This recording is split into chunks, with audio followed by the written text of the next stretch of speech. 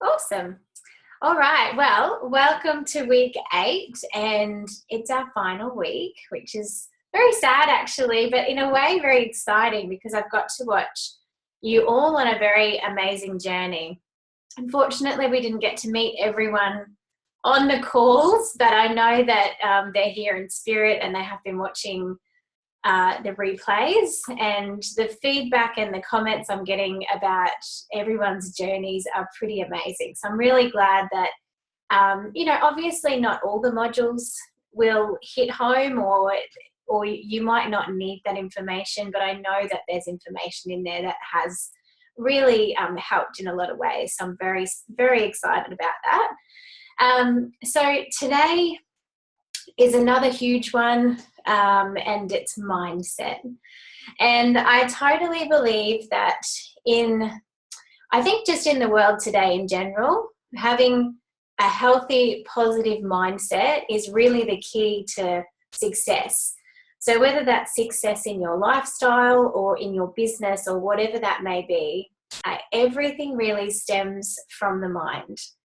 So when I was not having a great time, it was actually Easter this time last year, because I keep thinking back. I'm one of those people that think back, oh, what was happening this time last year? And this time last year, I was probably at one of the biggest lows. But when I think about it and think about what I was telling myself, so business-wise, I've always felt like I'm stepping ahead, but it was in my personal life. So, and I'd always remember saying to myself, I wasn't good enough, I'm not cool enough for him, or I'm not good enough for him, and I kept saying that to myself. And at the time, my ex-boyfriend never ever said anything like that to me, but it was all the things that I was doing and saying to myself. And I think sometimes we can actually be our own worst critic. So without, if we don't encourage ourselves, there's not always going to be someone there to encourage us. So the best lesson I've learned is to love myself, to care about myself, and to be my own personal cheerleader and not have to wait for someone else. Because I have always, pretty much my whole life, waited for someone else's approval. And that was because of my childhood and, the way my dad was. So these are all beautiful things that I've learned in the last year, that everyone I come across, I'm always waiting for their approval. But in the end, the only person that we have to please should be ourselves. So when it comes to our mindset, we really need to be that cheerleader, in a sense that we're telling ourselves beautiful, positive things. And that's things like, you did an amazing job today. And, how great is it that you can put this together? And just really encouraging any step that you make. Now, if you do make a decision in life, and we often are faced with, like a fork in the road of such. And when you make a decision to go down a path, it's a really great idea to encourage yourself and tell yourself that that's the right way for you right now. And if it doesn't quite work out, which sometimes it doesn't, it's important to turn that into a positive and say, well, it was meant to happen that way because now this has happened as well. So it's always really about looking at the positive things in life and realizing that the journey that we're taking, it has happened for a reason. So we made a choice for a reason. We've gone down that road for a reason. By thinking that way, we're really helping encourage that positive mindset rather than beating ourselves up. Oh, you stupid girl, why did you do that? Why didn't you do it this way? And because that's pretty much how I used to speak to myself. Speaking to yourself like a mean girl is not a very good way to go. And if you, there's a really good book actually, it's by Melissa Ambrosini, and it's called Mastering Your Mean Girl. And it is really all about that. It's about that internal voice that we have, and really trying to change that internal voice into a positive one for ourselves, and not beat ourselves up and, worry about things that other people are thinking about us, really only just pleasing ourselves. So mindset is huge. And I think that as long as we are trying to stick to the positive in everything, then usually it can really encourage those positive vibes going forward. So the email that was sent out this week, we were having a look at a few things, mostly business-based, to be honest, because all of us are running a business or two. And I think a lot of the times, if we've got our personal self-balance, which is what we've been learning over the last 7 weeks, there will still be some really major business ones coming up. And they may not be something that has shown just yet, but you will see some as you go. So what I wanted to do this week was show you a little exercise that I do. So it is based around business blocks, but you can try this exercise really with any kind of block that you have. What I've been finding is having a block in your mind, it's not something that just screams out. It's not something that goes, hey, I'm a block, fix me. But if you're questioning things, or you're finding that you're at a bit of a wall about something, it's really a great idea to really analyze it a little bit more. So not over-analyzing, which I think a lot of us tend to do as well. It's just simply asking a question. Why do I feel like that? Why is that making me feel like that? So if you start having, trying to think of a great example for you. So I know with money, okay? So I know that sometimes I can be very comfortable in one spot with money. As long as I'm paying my bills and I have food on the table, I'm fine. But I have a bit of a block around earning too much money because I don't know what that looks like.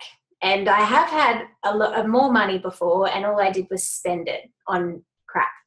So I have this thing that kind of keeps me hanging here, whereas I know that I want to build like an empire and build my business and help more people. So when I sort of noticed this the other day, and I think conversations I've had with actually Kerry and Denise have triggered different things in me that's made me really think about it a little bit more. And one of my big things was that I have a fear of earning too much money. So I think just as different situations come up in your life, just question them a little bit. If it's not sort of feeling right, and you're like, why am I reacting like this? That's not like me. Just question it a little bit more. And then usually you will find that maybe there's some kind of a block that's sort of holding you from going forward. So the other great book, and I'm pretty sure I've told you about this before, it's The Big Leap by Gay Hendricks. Yes, and it is amazing. So if you haven't read it before, I actually listened to the audiobook because I'm an audiobook kind of girl. And it was really amazing because he really describes what happens with us. And as we grow and expand, we should be growing and expanding, but instead we kind of just grow straight up and we're not allowing ourselves to expand in the moment. So he uses the analogy of a fish tank with a glass lid. And I often feel like I'm in that fish tank. I go straight up and I hit the roof and then I'm like, oh, okay, I'll just go back down to my comfort zone. But really, it's about breaking out of that comfort zone, breaking out of that roof. But to do that, we need to grow and expand rather than just shoot straight up. So growing and expanding is really about finding what the blocks are and trying to work through them, just questioning things a little bit more. He talks about stories of people who have won the lotto and then they've, you know, crashed a car or they've blown the whole amount of money, you know, within a week, just things like that. Now, that all comes back to things like what I just described. I know that when I used to earn this much money, I used to just shop and buy stuff. So those people have some sort of a block where they feel like they need to just blow all the money and get it out of their bank account, or do this and have this end result. So when we're talking about mindset, it's about really working out what those blocks are, working on them so that we can grow and expand and then rise higher. So rising higher gradually is so much better than, you know, swimming up fast and hitting the glass roof. But so, yeah, when we're looking at it all, we just need to make sure that we're trying to really assess what the blocks are. You may know some already that you have, and if you know them already, start using the little tool that I've sent out to try and work through them. So you can either do this on an A4 piece of paper, or I have sent out a template, and it's really just basic. I call them fears. So they're either blocks or fears, and it's however you would like to sort of word it. But for me, a lot of them are fears. I'm fearful of earning too much money. I'm fearful of getting out of my comfort zone a lot with meeting new people and different things like that. So what I do is we write down the fear, and then we write next to it, why? Why is this a fear? So I know that I used to think that I was going to be a bad parent. So why did I think I was going to be a bad parent? Because my father wasn't really a great parent. God love him. And so I was a little bit scared of, you know, giving that, you know, passing that down to my son. So it's just about really, I guess, dissecting the fear and going, well, why am I feeling like that? And then you can write this down with your personal fears, your business blocks, whatever it is that you feel is stopping you from moving to that next level. So what is it? Why is it there? And what do you need to do to fix it? So when you're fixing it, when you're trying to look to what to do to fix it, it's great to write down a positive statement, and so that when that block comes up again, you can look at it and you can say that statement back to yourself. So this is a great one. So one of the big blocks that comes up with my clients is that they are not the expert in their field, or there is so many other experts in this field. Why would they want me, you know, over everyone else? And this is a very common one. So it's really important about writing that down. And then when you're writing the statement, write, my clients want my services because I offer them a unique service, you know, and I am the expert in my unique service to them. So it's really just about backing it up with that positive affirmation so that next time you know what to do, next time you can sort of go back and have a look at it. So I'm going to just throw it over to you, Geraldine. So do you know of any sort of blocks that come up for you at all? I have a few. Yes, that's all right. One of them, I think, is, I guess, the tipping point between being confident and being arrogant. or an arrogant know-it-all. Yes. Especially in business, obviously you're always trying to put the best foot forward and try to show your clients or your customers what you can deliver, but doing it in a way that's nurturing and supportive, but also demonstrating your knowledge at the same time without coming across as someone, someone that is arrogant. So I think for me that might come from maybe family culture. Yeah. And trying to be a good girl. I think that was kind of embedded in our family culture. It was, you shouldn't ask too many questions. You shouldn't try to rock the boat. You shouldn't try to, just always be polite and courteous and all those things, but don't ask too many questions. Don't sort of stand up for what you believe, but, don't do it in a way that's going to hurt other people's feelings. And so I think that's where mine comes from. Yeah. So, and I totally understand that one as well. So when you're feeling like that, do you think it's holding you back from certain situations with your clients? More in terms of how I communicate with them and what I'm communicating. So yes, it probably does, more so indirectly, I think. So sometimes if you're writing a piece of copy or you're on video, it's perhaps a subliminal message that you're sending out. Yeah. And so there may not be a direct, answer to their questions. Yeah. Okay. So what would you say your fix would be for that one? What kind of statement do you think you could say back to yourself? My clients need me. Yeah. my clients are good at what they do, but they don't know everything they need to know. And I can be the missing piece of the puzzle for them so that they can also have the confidence in their business. Yeah.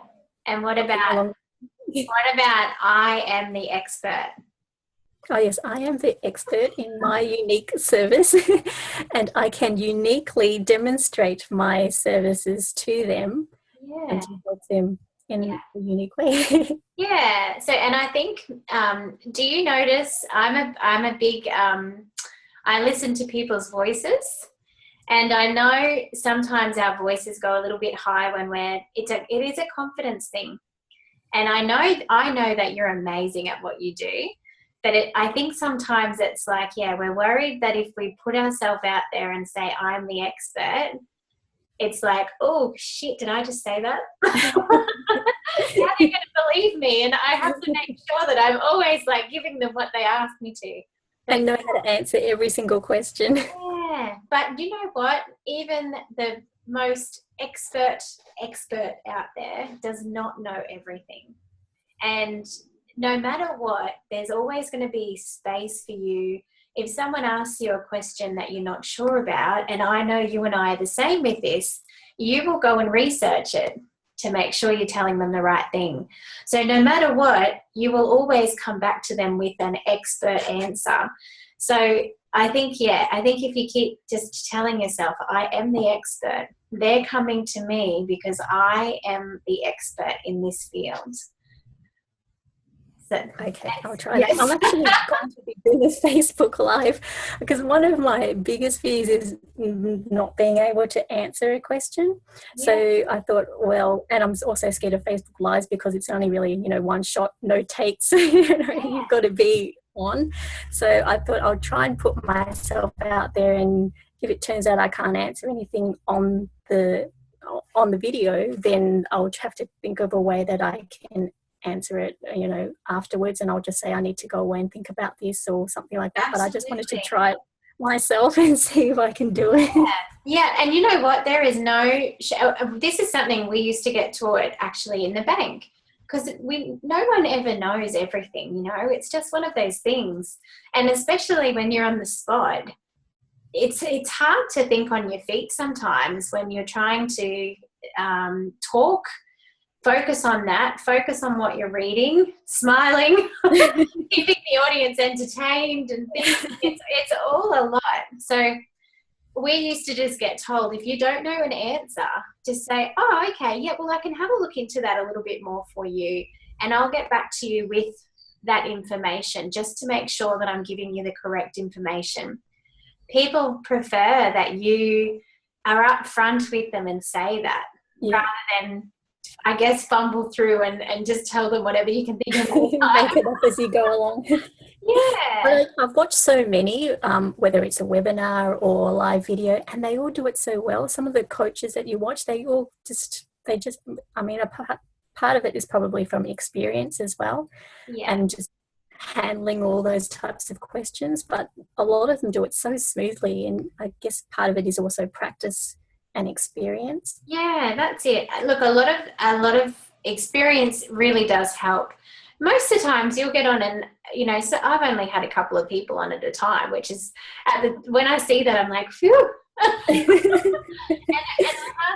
I hardly get questions, but I do know that I need to do more of them on my page, and I would like to start getting that interaction. But I think, it does come with practice, but there's always going to be ones that you miss as well, because sometimes I've seen other people's lives where the feeds just go so fast.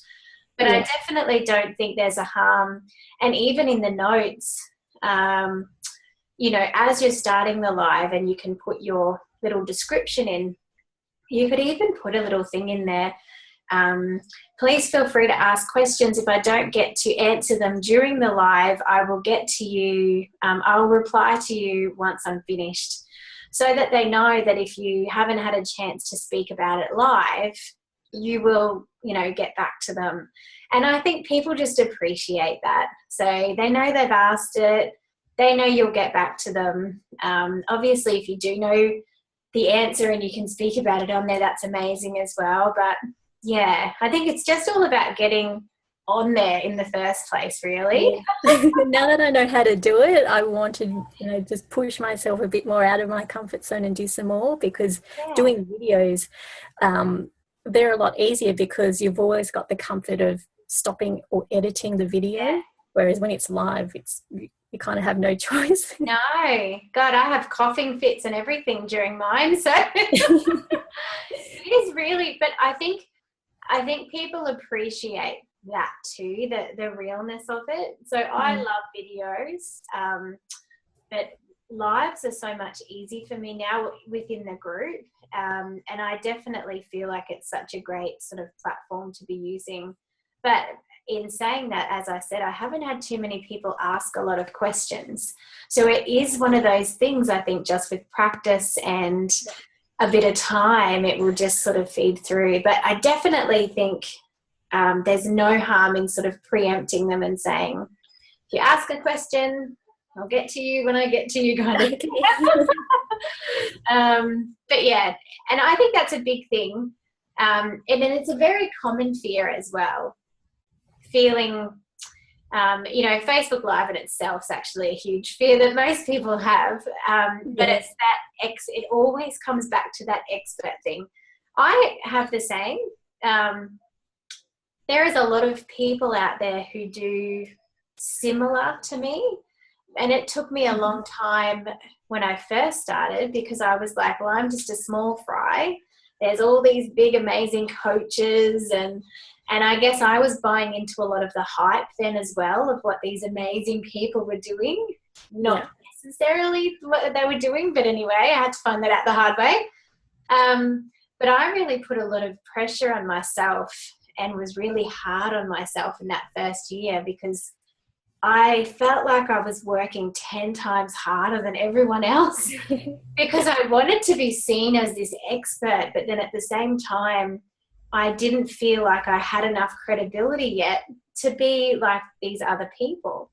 But once my mindset shifted, and then when I realized that these other people had the same, they were still human, they weren't robots. They still had feelings and they also had mindset issues. It really just became a lot easier to realize that everyone has their own unique ability, and that the sooner that you believe and are confident that you're an expert at what you do, the sooner it makes your life a lot easier and your job a lot easier, because you do believe in yourself and you believe the people who are following you are there because they believe in you as well. Yes.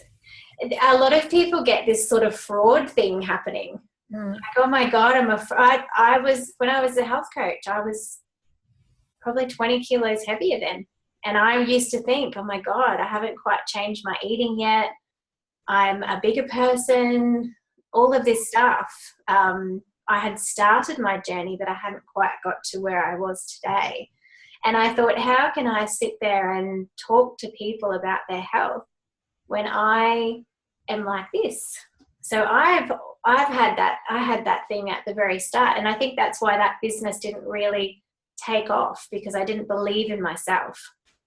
So it's a big one. But as soon as you can get to that point of, you know, really knowing it, and I feel with what you do, I don't know anyone else that does what you do. Do you? Sort of. Sort of? Not in the unique way that I do it. Yes. I don't know. Well, I think because you do both parts as well. So you do the product development, but you also do the research element. And I don't know anyone who does that. So you're very unique to me. And the circles that, you know, of the beautiful entrepreneurs that have come through the rings in the last 3 years, I haven't seen anyone who does what you do. So, yeah. So I think when you're writing down your statement, it's just really backing that up and knowing, really just confirming it with yourself that you are amazing and people come to you because of X, Y, Z, and that's why. So with this new client that you had, has she written your testimonial yet? No, she hasn't. She's actually in Macau at the moment. So she said she's going to write it when she comes back. Okay.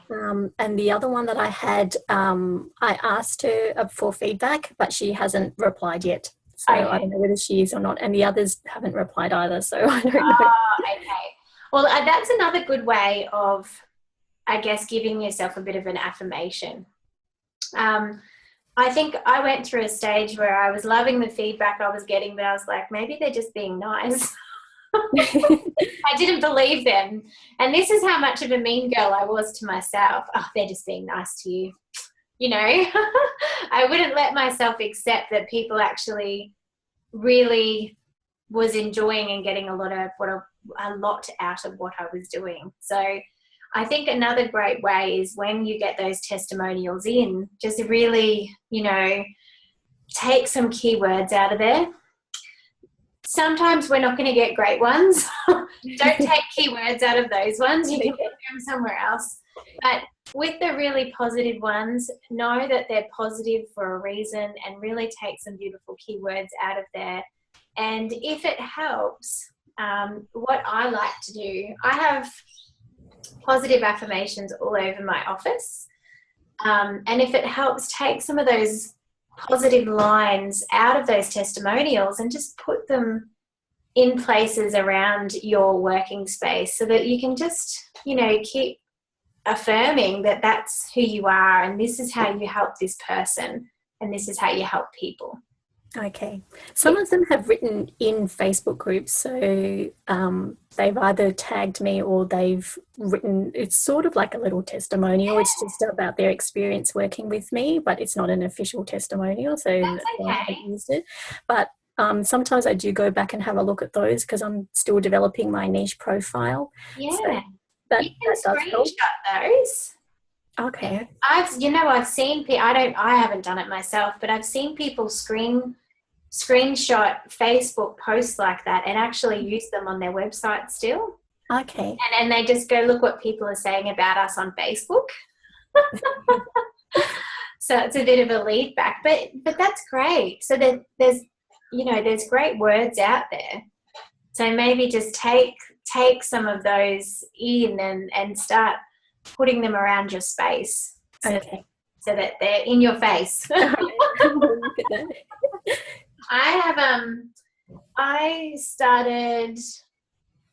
I started a couple of years ago, I started with coaching with Katie Wyatt, and she sent me this cute little box. It's called Mindfulness in a Box.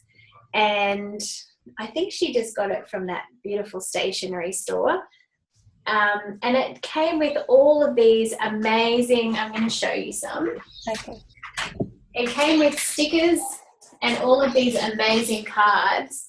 So the stickers on my board, one says "Be Here Now," which is so funny because I was working this morning while Reese was in the lounge room, and I just happened to look at it and I was like, what am I doing in here while my son's out there playing? So I stopped what I was doing and went out, and I was here now in the moment playing with him rather than being in the office. The other one says "Take a mindful minute." So it's just really good. They're just little reminders, and I think intuitively every now and then I just happen to look at one and it goes, oh, that's right, I need to be doing that right now. Oh, there's that "Be Here Now." Oh, you can't really see it. This one's "Be Here Now. With our thoughts, we make the world." Thanks, Buddha. Live in the moment. So I love them, and I have them all over the whiteboard. There's more up. We can't see. I'll see if I can move you around. There's my vision board, and there's some more cards and stuff up there. So I love this space, and I try to make it so that there's beautiful inspiration wherever I look, so that it kind of keeps me inspired. It keeps my mind positive and healthy. And yeah, you really need to enjoy where you're sitting. So this comes back to us making our beautiful space, I guess. But that's one of the main things that I do as well. That and the oils and my crystals, they make this a nice little place for me. So just try and work out sort of what suits you, and definitely start putting some around your space. And I reckon use those parts from your testimonial, because it makes it a little bit more real. All right. I did notice that it's interesting you mentioned the voice before, because I noticed that if I am not quite sure about what I'm going to say, that it does change, or sometimes I just kind of choke on my own words. Yeah, and that's actually a real thing. It's it's your throat chakra. And Mel Mediggs will be able to tell you more about this, but before I even did Mel's chakra course thing, I lost my voice about 3 times last year, and everyone kept saying to me, oh, that's because you should be saying something, but you're not allowing yourself to say it. And at the time it was very true. I wasn't speaking up for myself. And yes, mine does the same. If I'm unsure of something, or nervous, or not confident, it kind of goes a little bit higher, and then it goes back to normal. So yeah, it's just one of those things. Do you know Dominique Oyston? She had mentioned to me, because I talked to her about sometimes I feel like I'm choking, and she said it's also the posture in which you're either sitting or standing. So if you pull your chin back, that can also help to get the voice out in a clearer way. That's a good. I thought, then you're going to see my double shins. I'm always leaning forward. I just realized as you said that I'm like slouching forward in my chair. I need to go sit back here. But she said that actually helps. It's got something to do with the physiology of the way the throat works. Yeah. But yeah. Very interesting. But I definitely think there is a correlation between, and Kerry will probably know more actually, but there is a definite correlation between our confidence level and our voice. And I think too, I think there's a little bit of a similarity with us maybe when we were children in a way. Well, for me, we were told to be seen and not heard. And it's really hard to grow out of that. I have, but it's hard I still sometimes, if I have something to say, depending who is with me, I might say it a bit quieter because I don't want to offend anyone or step out of place. And so it comes out real squeaky, and so So I think, I think it's a mix of a lot of things, but it definitely has a lot to do with your confidence. And really, once I started actually speaking up for myself and setting those boundaries, touch wood, I haven't really had a lost voice for a while, but it is coming into the season, so I shouldn't talk too early. Also, when I want to show a bit more of my personality, and I think, oh, maybe it's not appropriate, especially for business. I thought sometimes I want to crack a joke and then I hold back and don't do it. Yeah, I totally understand that. So the other thing, so there's obviously some great tools that we can use for mindset. This tool that I've got here, it's obviously a really basic one, and it's just one that I use. And it does come back to what we were talking about last week about writing things down.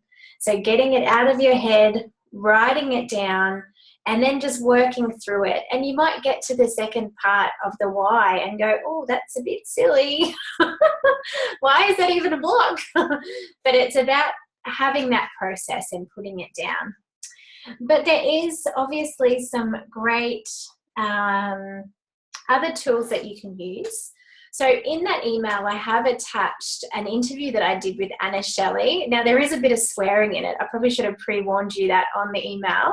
Anna just drops F-bombs because that's just her personality. But she really is into mindset and that positive kind of just really positive enlightenment. So that was a really good one I wanted to share with you. But when we talk about tools that you can use, some of the ones that I have tried are EFT, or tapping. Now, when someone tried to do this on me a couple of years ago, I thought that they were crazy because she was just tapping my head. I was like, what are you doing? But 2 years ago, about 2 years ago, when I actually started joining in on the Facebook groups and seeing beautiful people who do this for a living and watching some videos of it on YouTube, it really does help. And I think it's something to do with hitting the pressure points and really kind of like what we spoke about last week about bringing yourself back into the present moment. There's something about hitting yourself on the head that really helps you bring yourself back into the moment. So I find that if you're having a block about something, EFT can really help. And Ilka Oster, I'm not sure if you know her from the groups, but she's an amazing local lady. Ilka came and did a 2-hour session with me a couple of years ago, and she was just amazing. And what she would do is she would get me to say in my own words what the block was, and then she would give me a positive affirmation to say after that. So, I don't think I'm the expert, so tap on that. I don't feel like I'm the expert. But my clients love everything that I do because I give them a unique service. So it's like you say what the issue is and you tap it out with a positive kind of affirmation. And it really helped. I did a lot of that with her and worked through a lot of stuff. So as I mentioned, we all have a lot of blocks, whether we know it or not. And just because we work on one doesn't mean it will disappear forever. And it doesn't mean we're never going to get any other ones, because we are naturally built to have a bit of a fear against the unknown. So there's always going to be a resistance. We have resistance from things we've been taught in our lives, maybe even things that we've bought from other lives. So it's just one of those things that we will constantly be working on. So definitely find a tool that helps you, whatever that is, whether it's writing, EFT, theta healing's very good too. So I'm not sure if you've done that before. Once again, very interesting. I've done some very interesting things in my life, but that one, theta healing and like past life regressions, once again, they just takes you back into your personal energy. And the ladies that I have had done mine have been amazing, and they've actually been able to see things I apparently had a fear of being alone from when I was in my mother's womb, and which is crazy in itself. But when I spoke to my mother about it, or no, it was it was rejection, fear of rejection. I've got goosebumps. When I spoke to my mum about it, apparently my dad didn't want me and had driven her to somewhere to not have me. And she ran away, so that's why I'm here today.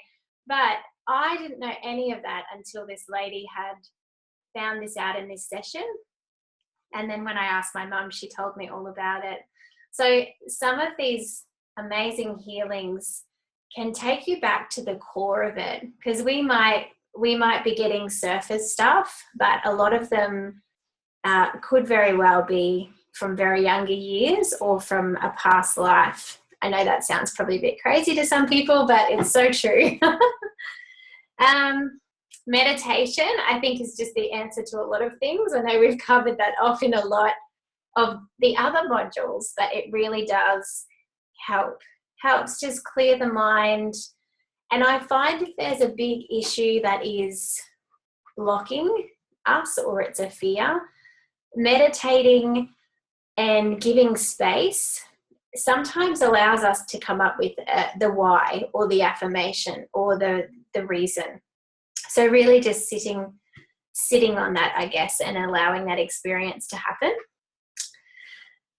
Obviously, the other things which we spoke about is the positive affirmations. So Louise Hayes, I feel like I need to get shares in Louise Hayes stuff because I love her so much, but that stuff really helps. So really our mind is the key to a lot of different things. So as long as we're making sure that we're working on strengthening our own mind, keeping positive, it's all going to lead into each other. When we talk about money mindset, that's a huge one when we have businesses. This is another one that comes up a lot. People are scared of not having enough money, and people are scared of having too much money. So there's a lot of different money mindset things that come up running your business, because really you're left in charge. Nobody's paying you. Nobody's paying your super or your taxes or anything like that. It's all left up to you. So if you do have money mindset issues, try some of the tools that we spoke about. Also, the other one to look at would be Get Rich Lucky Bitch, which is a great Denise Duffield Thomas book. And she's actually a really amazing lady, and she has her own mindset issues. I recently listened to an interview on the Lady Boss Chats, and they interviewed her, and she was saying about different mindset issues that she has, and how she works through them. So she realized that she always had to have a goal for her money, otherwise she never felt successful. So she now sets a goal for herself. Sometimes probably seems a bit unrealistic, but she sets it and she makes it and gets there. So she's turned that block into, I guess, an action step so that she can continue to be successful. So I highly recommend anything that she has done. She also does like a little challenge, I think it's like a 7-day challenge. I'm not sure, but I highly recommend that. So, do you have any other tools that you use at all, Geraldine, for mindset? No, the writing one does actually help. So, and the other one is, I don't know whether you've heard of Byron Katie. She asks these 4 questions. They're yes or no, and the first one, is it true? And can you absolutely know that it's true? Yes. So even sometimes I only get to 2 of those 4 questions, and already I can say, no, actually, I don't know whether it's true. I don't have any evidence that it is true, but for some reason my mind has thought, way ahead into the future and use that as concrete evidence when actually nothing's happened yet. Yeah. Exactly. That's awesome.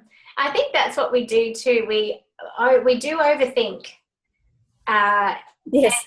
And play out the scenario in our head before it's even happened.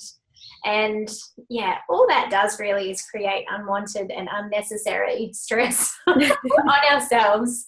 And that is something, what is that? Someone told me a line one day. Oh yeah, that's just a story.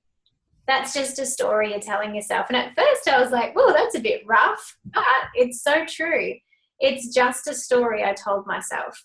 So I think, when you're feeling your mind's running away sometimes, that's a really great way to snap back into reality. If you're going, oh my God, they're going to do this, and they're going to react this way, that's just a story. So until it's actually happened, it's just a story in our head. Oh, that's great. Anything else?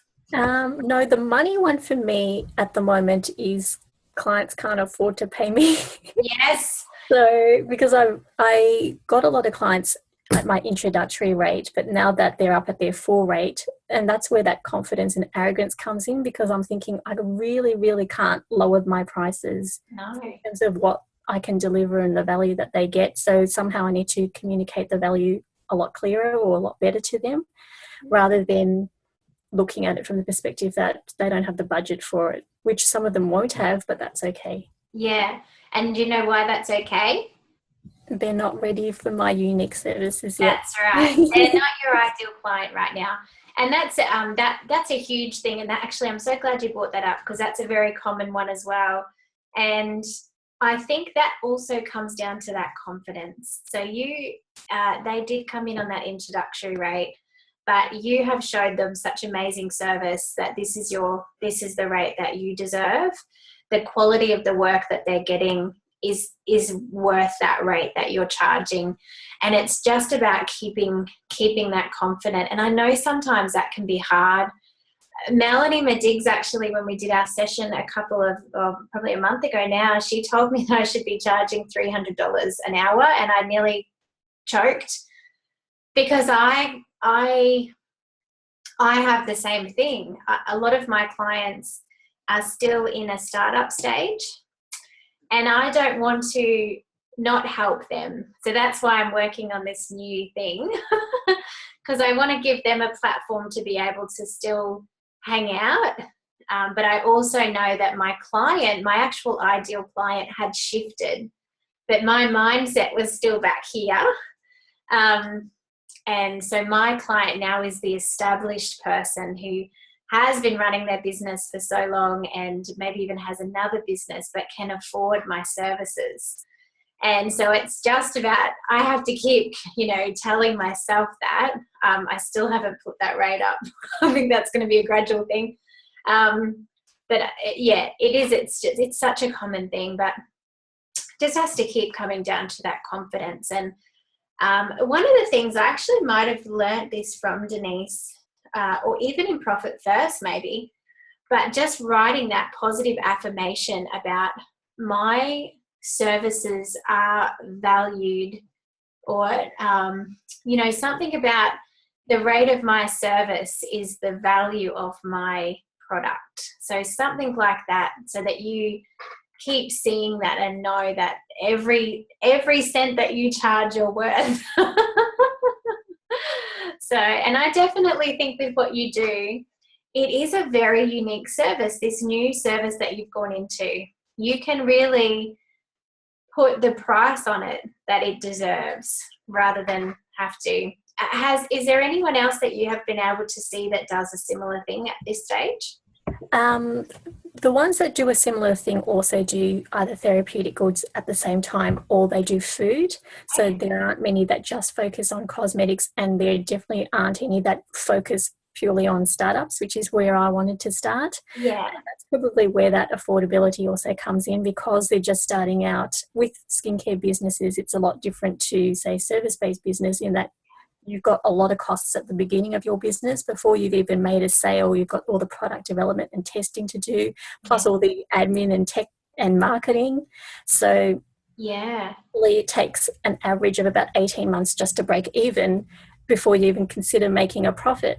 So I was mindful of all of that, but I can also see that with my service that later down the track, they're not going to run into legal issues. They're not going to have brand damage because there's something wrong with their labels. So there is also looking at it from the other perspective of you might be saving money in the short term, but in the long term, it might be bringing your business some damage.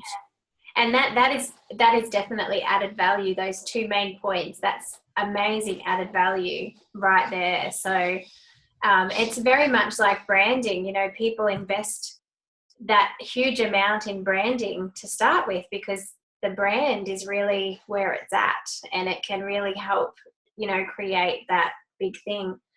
The other thing that I've been looking at because of that same thing, your clients, you may have a client who is a bit more established but maybe looking to start a second business, which is a product, and they may be in that price range for you.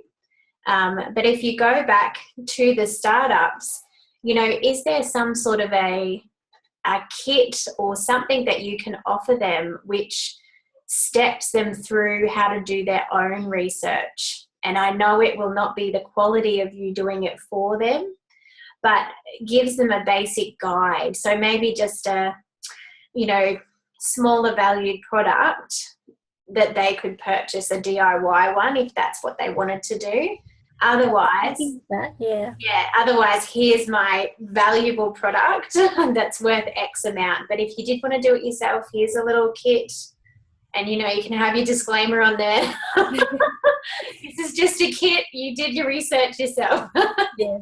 I was thinking of having that. And I've done an opt-in with my lawyer for review because she said you've got to be very careful with the terminology. So I said, okay, that's fine. Yeah. And the opt-in is just like a cheat sheet. It just lists the 10 key elements that are on a label. No information on how to do it. Just like you need to have ingredients, directions, storage conditions, etc. Okay. And then the next 2 pages are just a list of all the websites you need to visit.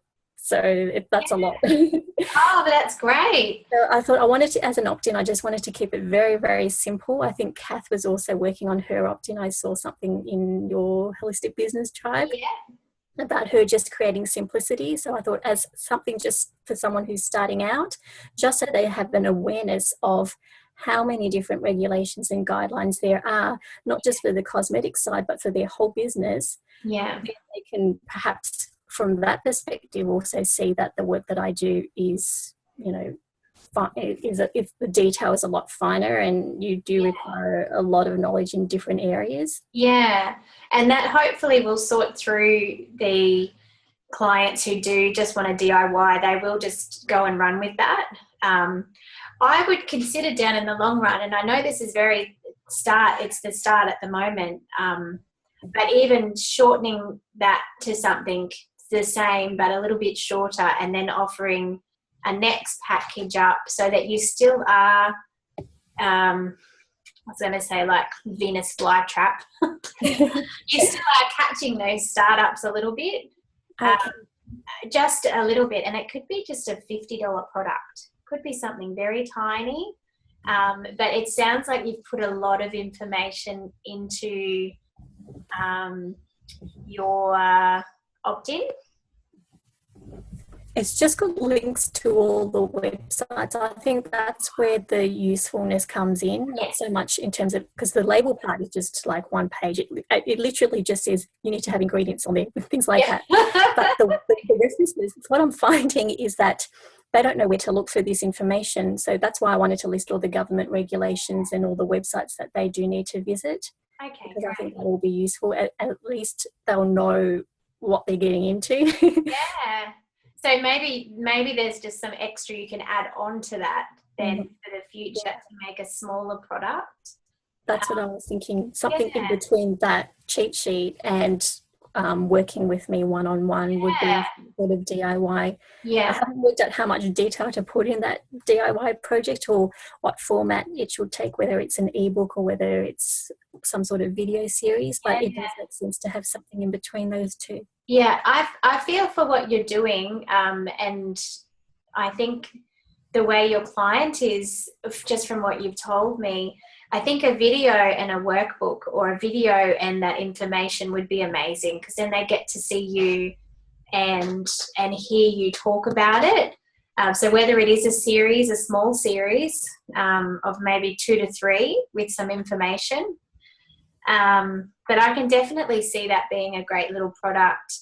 And I think I mentioned to you that lady that I caught up with in the Gold Coast, and she sort of made me see as well who my clients were.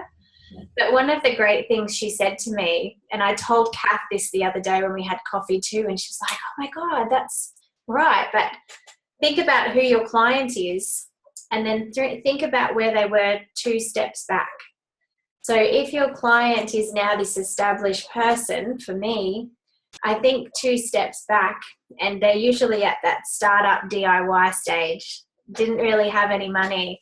So now I'm creating something for that person so that they can come up to be, so for you mentioned the 18-month timeline. Where were they 18 months ago, and how can you help them in your pipeline or funnel get to where you want them to now?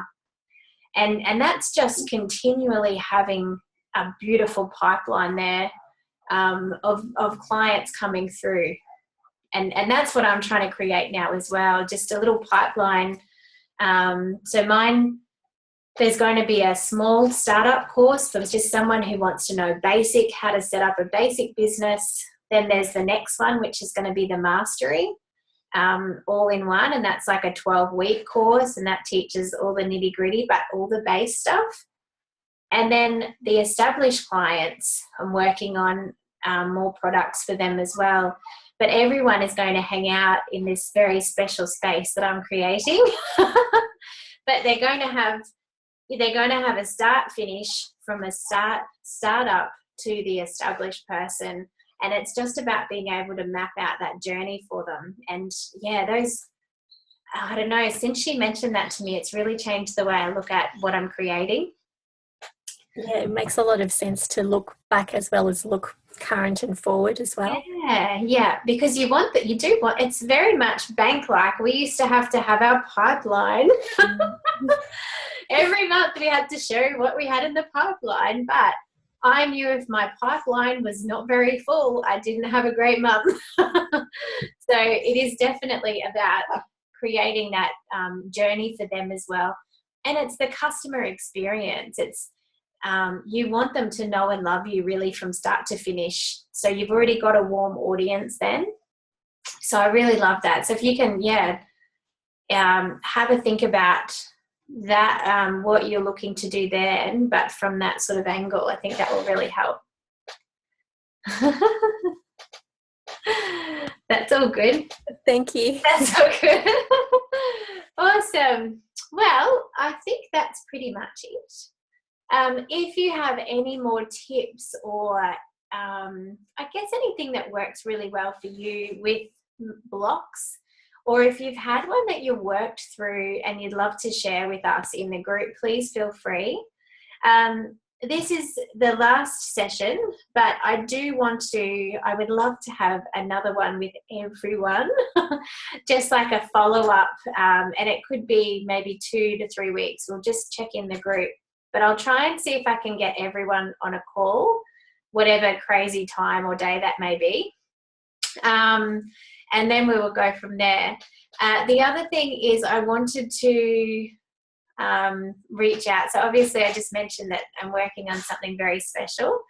And for everyone who has done a mastermind or a masterclass with me, there's going to be a very special sort of exclusive offer, I guess, just for you to be able to come in and hang out. So keep an eye out for that invitation. And please feel free to share in the group. So the group that we have, it will stay there, but eventually what I would like to do, because I have a few Facebook groups for different masterclasses and masteries that I have done. So eventually what I would like to do is have all of the beautiful people from these Facebook groups come and join this new community that we're building. And that way we can all sort of ask questions and be supportive in that community as well. So I'll let you know more about that as it comes up. You are always still free to contact me and message me whatever you need. Also, I was able to upload the last 2 videos to YouTube. Yay! It only took 30 minutes today, so I'm not sure what was going on. So I'll just load this one up tonight, and then I will make a special YouTube channel just for you ladies, so that if you did want to, you can actually go back and have a look at all the videos or check in with one of them if you needed some extra help. So that's it. Thank you very much, Teresa. I feel very spoilt.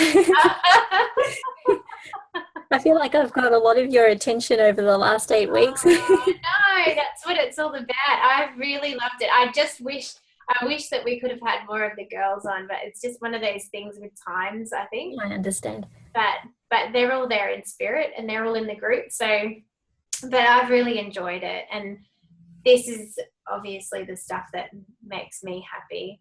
You know, I like the business stuff, but health and wellness stuff is definitely where my heart is. So I'm going to try and bring it all in together. But I think you're doing an amazing job doing that. Thank you. People like to hear.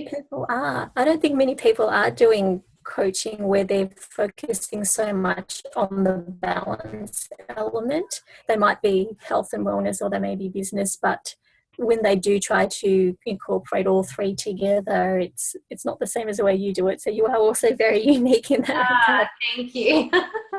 I'm very cautious now, because Mel did say to me that she said my pendulum went from one side totally to the other. So I'm very aware of that. And I know that a lot of the clients that I have, especially in the business tribe, they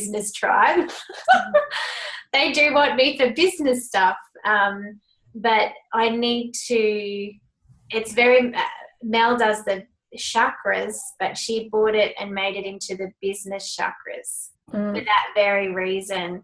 So for me, it's been trying to work out how I could incorporate it all and still have that business. It will always still have a business element in it, but I truly believe that we need all of the elements that we just went through as well to live that happy kind of lifestyle in our business. So I'm going to be merging the 2 and, having this beautiful community. And, it might take a few little, we might have a few little hiccups at the start, but that's what it's all about.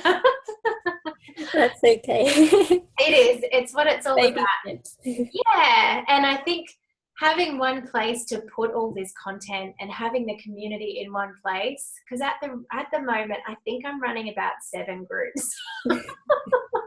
And some of them are, from old masterclasses and masteries and things like that. So, and I get similar questions on some of them as well. So it's like, if I can bring it all in together, that will be the best outcome, I think, for everyone and me. So yeah, all good. Awesome. Well, thank you so much, Geraldine. It's been so amazing having you be part of this. And thank you. I wish I worked with you earlier. That's all good. Well, we know where we are now. So, and if you have any other questions, please let me know. Sure, I will do that. Awesome. Thank you, Teresa. I really appreciate everything. No worries. Thank you so much. I'll speak to you soon. Okay. Bye. Bye.